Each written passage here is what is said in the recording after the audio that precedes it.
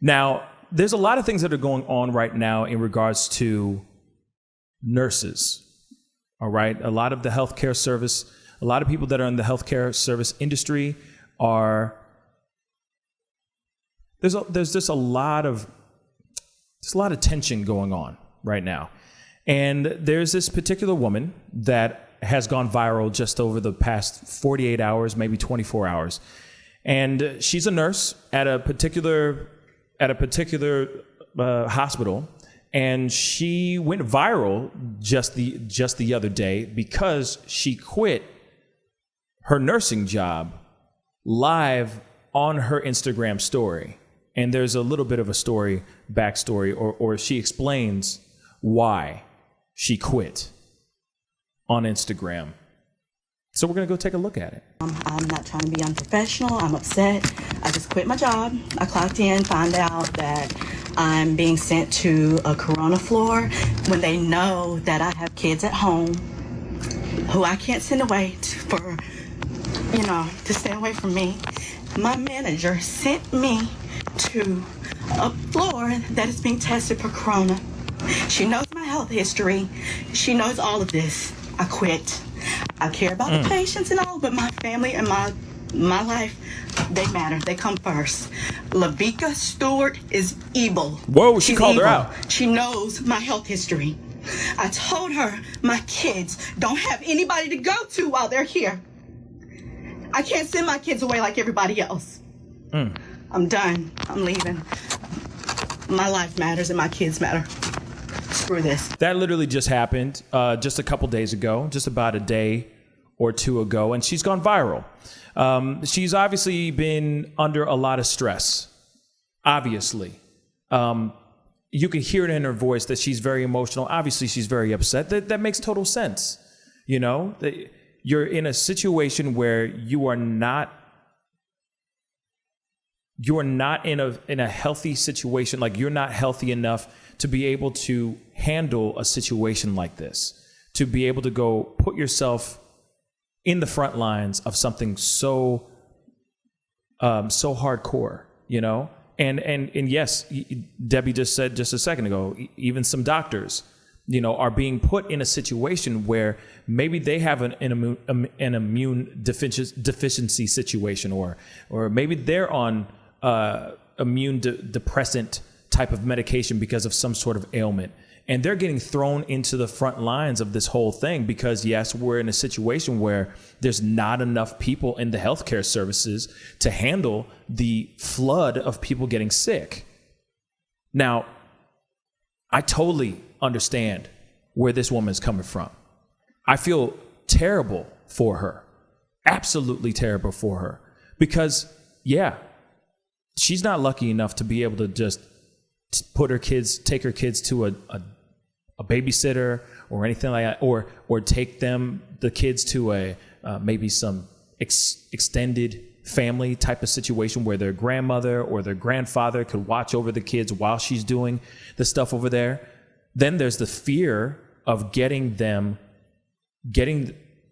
her contracting the virus and then going home and giving it to her kids. That's terrible.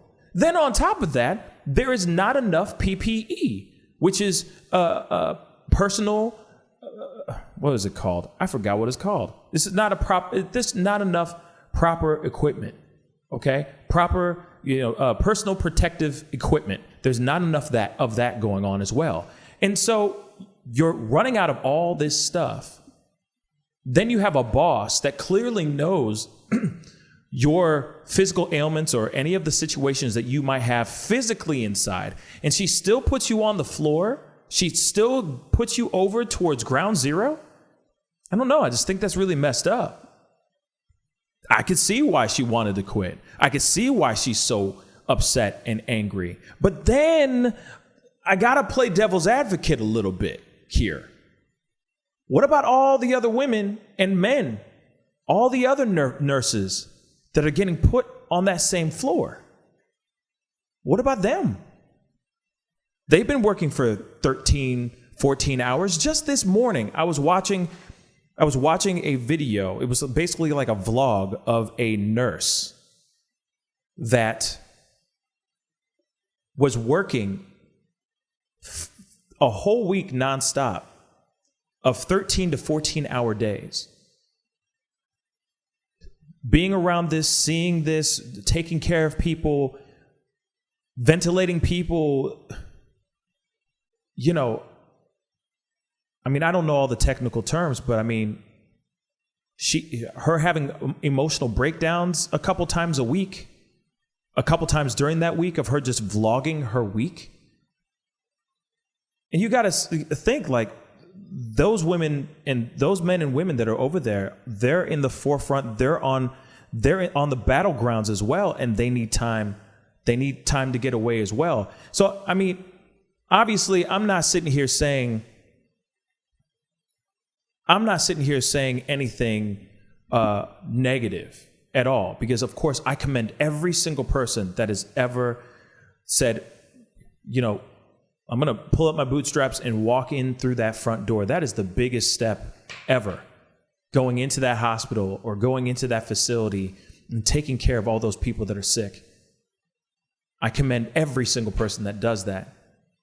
And I don't blame this woman for quitting strictly because of fear of contracting something, given the fact that she's already battling other ailments, other pre-existing ailments that she already has.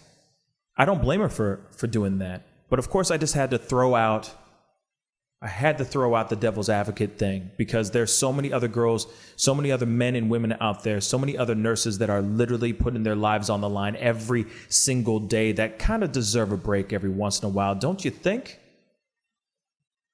Then there was another woman that another nurse quit because there was not enough PPEs and not enough proper equipment to protect themselves with, that the supplies are getting low, and she just didn't want to risk it anymore.